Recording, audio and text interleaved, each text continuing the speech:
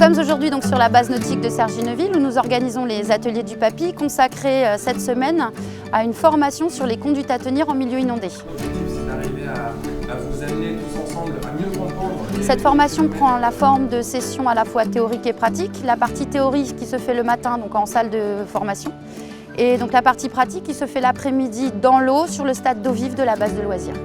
Je conseille à toutes les personnes qui sont proches de zones inondables de suivre cette formation. Je pense que c'est une première approche. Ça permettra d'éviter d'être en panique et de connaître le danger, le risque avant de le vivre, quoi. Il nous a montré pas mal de vidéos, des choses un petit peu à pas faire.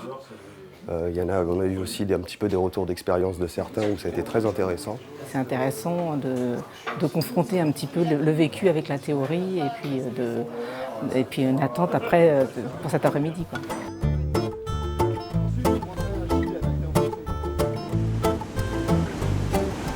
On a mis en œuvre 5 ateliers qui sont censés reproduire des conditions qu'on retrouve en milieu naturel, enfin en tout cas en milieu urbain lorsqu'il y a des inondations.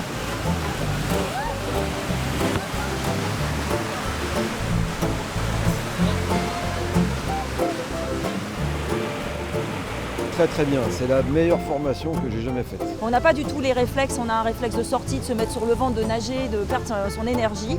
Et là on apprend à s'économiser. C'est pas gagné mais on apprend. L'idée c'était vraiment d'utiliser les forces motrices de l'eau comme des alliés dans l'eau et non pas les voir comme des ennemis et de se dire si vraiment on est emporté par le courant ou qu'on est pris par une montée des eaux, comment on peut se servir de la puissance de l'eau et de cette différente mécanique des fluides, s'en servir pour mieux appréhender les risques, mieux les comprendre, voir quelles incidences ils ont ces mouvements d'eau lorsqu'on est pris par le courant et comment on peut s'en sortir grâce à cette puissance de l'eau. Je trouve ça très bien, d'autant plus pour les gens de terrain qui sont sur la rivière au quotidien. Comme ça, ils peuvent appréhender les courants, les risques.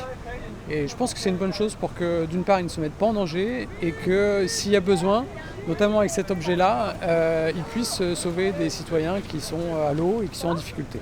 Le bilan est très positif. On a des publics qui sont très différents les uns des autres, mais qui ont un lien commun avec l'eau et les problématiques de risque, notamment sur le risque d'inondation. On a à la sortie des gens qui sont très satisfaits, qui ont appris des choses. Je conseille à tout le monde en fait de participer à ce type de formation et ce serait bien de le développer pour des plus jeunes aussi. Parce que je pense que des jeunes avec la panique, déjà les adultes avec la panique c'est pareil, certains jeunes aussi. Donc je crois que ce serait très utile en fait que tout le monde à un moment donné se frotte à ce type d'exercice.